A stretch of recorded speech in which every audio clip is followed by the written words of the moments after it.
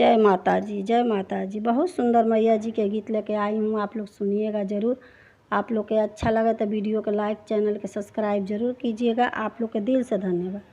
लाली लाली डोलिया से उतर शीतला मैया हो की के करे घरवाना, हम लेबो बसेरवा हो की के करे घरवाना, हम लेबो बसेरवा हो की के करे घरवाना।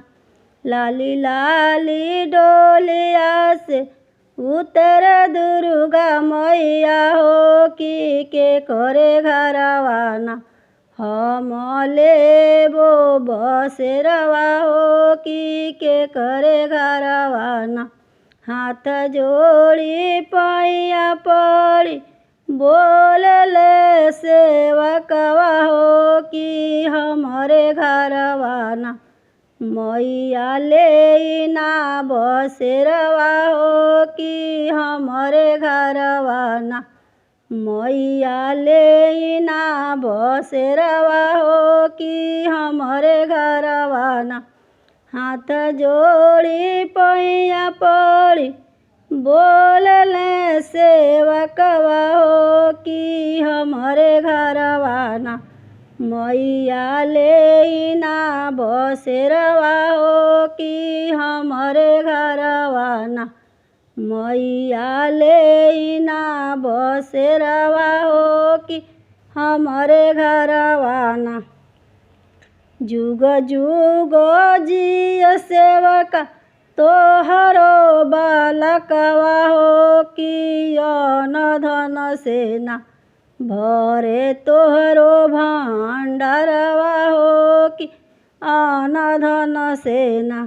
जुग जुग जिय सेवका तोहरो बालकवा हो कि अन्न धन सेना भरे तोहरो भंडारवा हो कि अन्न धन सेना।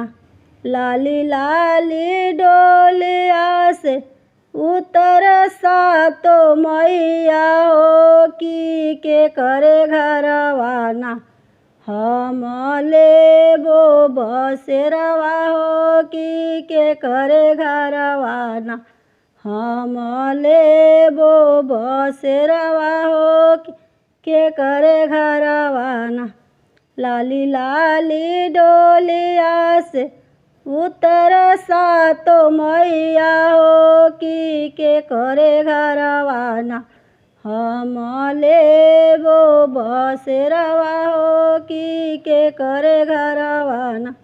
हाथ जोड़ी पैया पड़ी बोलेली कवन दे कि हमारे घरवाना, मैया लेना बसेरवा हो कि हमारे घरवाना, मैया लेना बसेरवा हो कि हमारे घरवाना।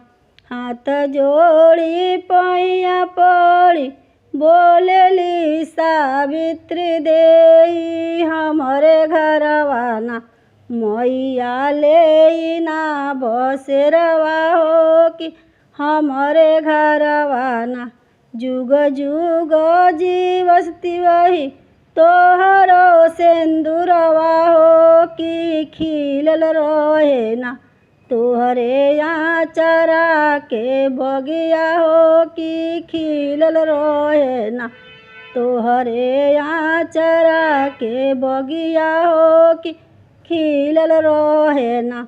जुग जुग जीवस्ती वही तोहरो सिंदूरवा हो कि खिलल रहे ना, तोहरे यहाँ चरा के बगिया हो कि खिलल रहे ना, तोहरे यहाँ चरा के बगिया हो कि खिलल रहे ना।